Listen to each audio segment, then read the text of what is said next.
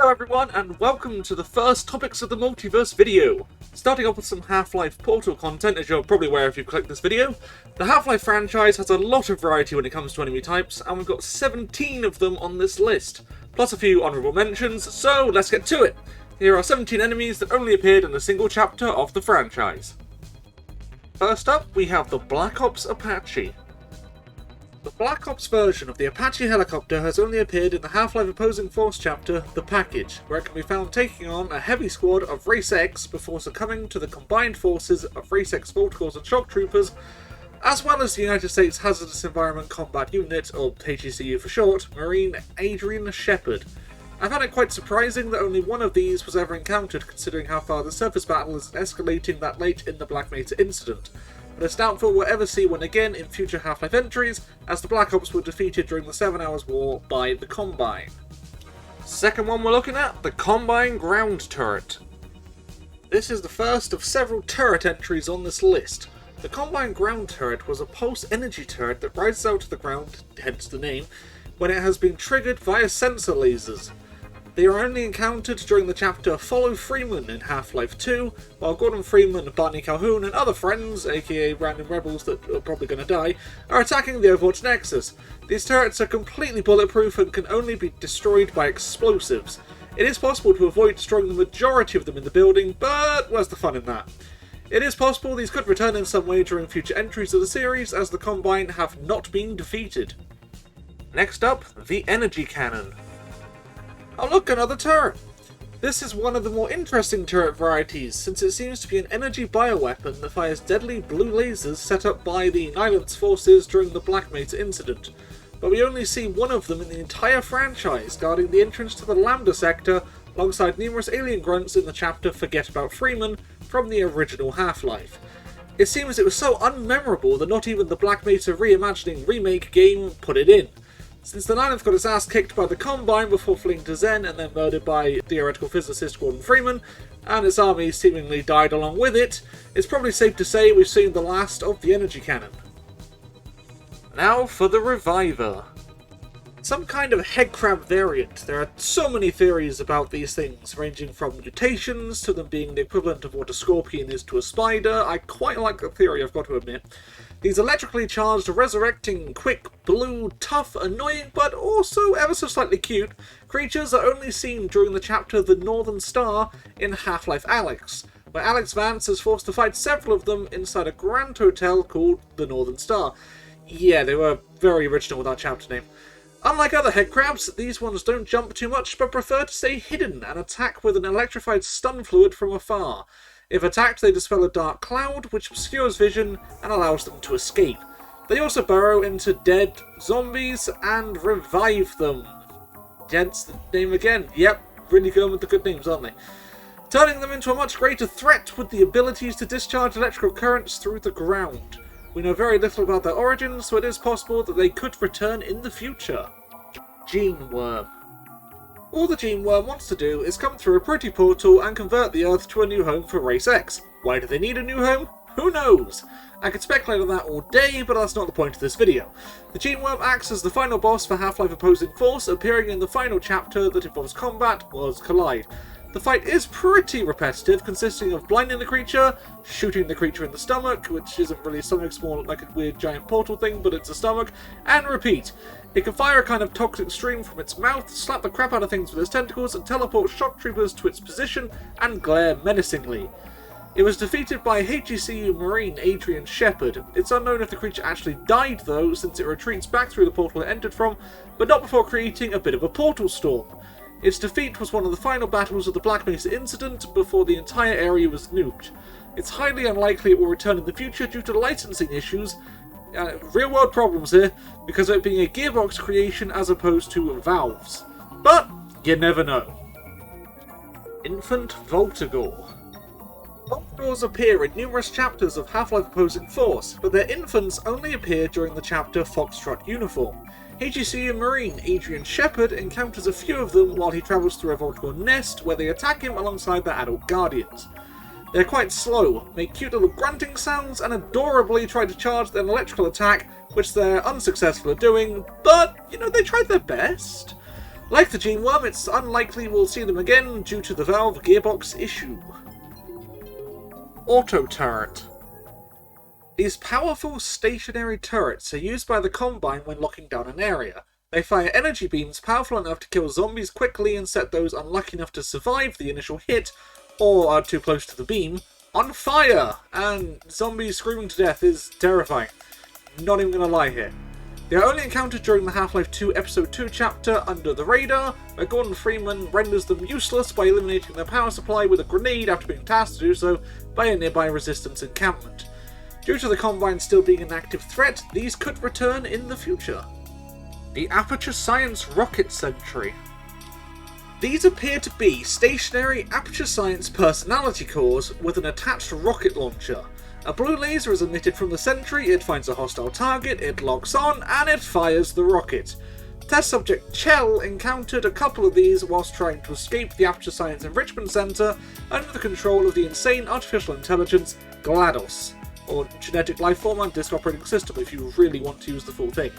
Chell used them to destroy various equipment by baiting them to fire and redirecting their rockets using the Aperture Science handheld portal device, or, portal gun, including murdering GLaDOS. They only appeared during Chapter 11 of Portal and surprisingly didn't return in the sequel. It's possible they could return in either Half-Life or Portal depending on which direction the franchise takes next regarding the Borealis issue. And if you don't know what the Borealis is, then I'll probably end up doing a video on it, but go play the games. Artillery Cannon. Lore-wise, this is a weapon being operated by some poor HECU individual, but gameplay-wise, there's actually no user, so I'm counting it as an enemy. This cannon is encountered at Black Mesa's hydroelectric dam during the original Half-Life chapter, Surface Tension. It fires high explosive rounds that can tear its foes to pieces. Thankfully, it's pretty easy to blow up by just shooting at it. You can literally even shoot a crossbow at it, and apparently that blows it up somehow. Just go with it, roll with it. It's 1998. It's possible we could see something like this again in the future, but it's doubtful we'll be fighting it. Perhaps one could be salvaged by the Resistance to use against the Combine and other hostile threats, because maybe there's something worse than the Combine. That's hard to imagine. Oh, I hope not. Suppression Device. This is a similar case as the artillery cannon. It's likely being operated by a Combine soldier, but there is a chance that it could be automated. In-game, though, it is fully automated with no operator required, so this is being counted too. The suppression device seems to be the Combine equivalent of a mortar. It fires a concentrated beam of dark energy that requires a lot of power into the air and impacts on the ground at the targeted location. It is powerful enough to entirely disintegrate humans in a single hit.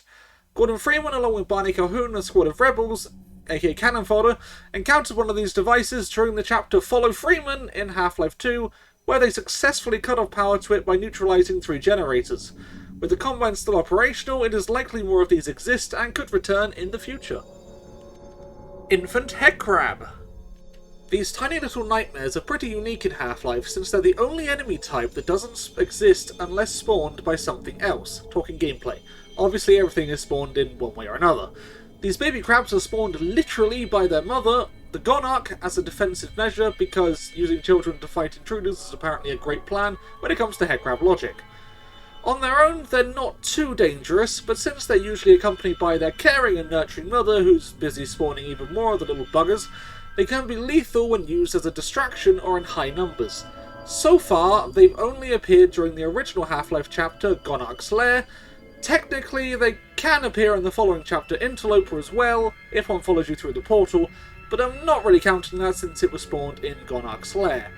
They could return very easily in future games, since we're still encountering headcrabs everywhere, and the adult ones have to have been young once.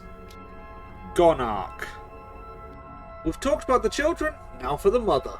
The Gonarch is essentially a queen headcrab, though we don't really know if headcrabs have genders, that may not be entirely accurate. According to the devs, it is the final stage of a headcrab's life cycle. Whether that means all headcrabs will eventually become one, or the others die off first and leave a Gonarch behind, is debatable, since life cycle can have a whole plethora of variations when referring to a species. The Gonarch acts as a boss enemy in Half-Life's Gonarch's Lair chapter, and is the only time we've seen one of them thus far. There is a technicality here, since you can see a drawing of a Gonarch in the Half-Life Alyx chapter, The Quarantine Zone. And there may be infant headcrabs next to it, but those could also be adult headcrabs. Since it's a drawing, though, I'm not really counting it as a true appearance. As with the infant headcrabs, we could see one again in the future at some point very easily. The egg sac of a Gonarch was originally going to be used in Half-Life 2 as the source of headcrabs being bred by the Combine, but unfortunately it was cut from the game. Heavy Black Mesa ceiling turret. Hey look! Yet another turret type! There are many ceiling turrets throughout the Black Mesa research facility, however there are two types, a single barrel variant and a multi-barrel variant. In this case I'm referring to the multi-barrel version, which only appears once in the entire franchise. During the Half-Life chapter, Forget About Freeman. It can be activated to deal with alien enemies, but will also target poor Gordon with its heavier firepower, so it's actually possible to avoid this enemy altogether by leaving it off and just massacring the aliens yourself. Since Black Mesa was destroyed, it's doubtful these are coming back. The Pitworm. Only one Pitworm has appeared to date in the franchise, and that was during the Half-Life Opposing Force chapter, Pitworm's Nest. It acts simultaneously as a boss enemy and an environmental obstacle since the player can't progress, at least in the intended way, without killing the creature.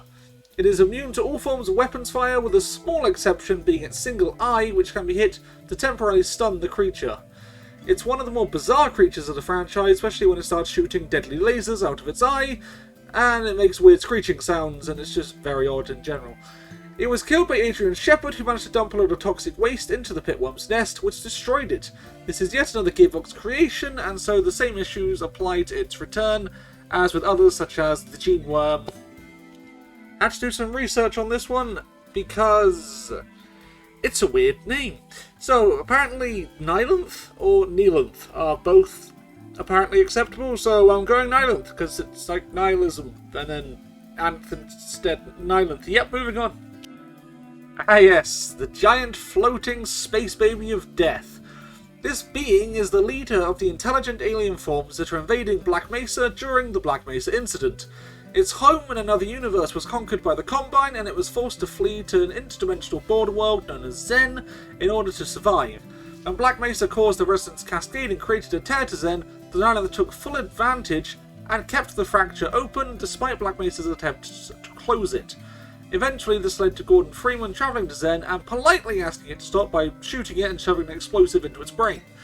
The Nihilith acts as the final boss for the original Half-Life in the chapter aptly named Nihilith. The originality of Valve chapter names never cease to amaze me. Where it just floats around, throws electrical orbs, teleports Gordon all over the place, and dies, creating a portal storm which attracts the attention of the Combine. Whether that's deliberate or not is up to everyone playing, I suppose.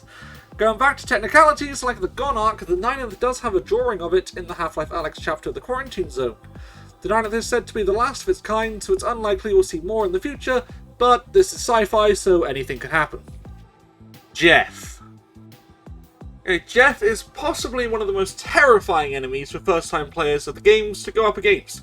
He appears to be a Combine hazmat worker who has been infested by some kind of alien flora, and is now a brutal and violent creature.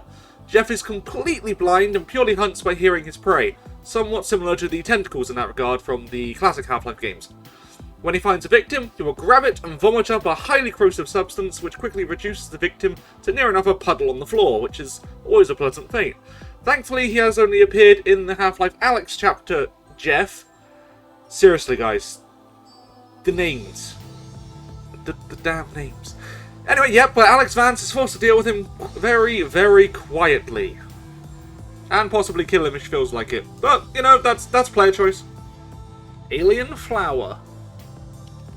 Okay, so the final entry of the list is maybe a little bit underwhelming. I literally just put all these into a randomizer to decide the order, and yeah, this is the order.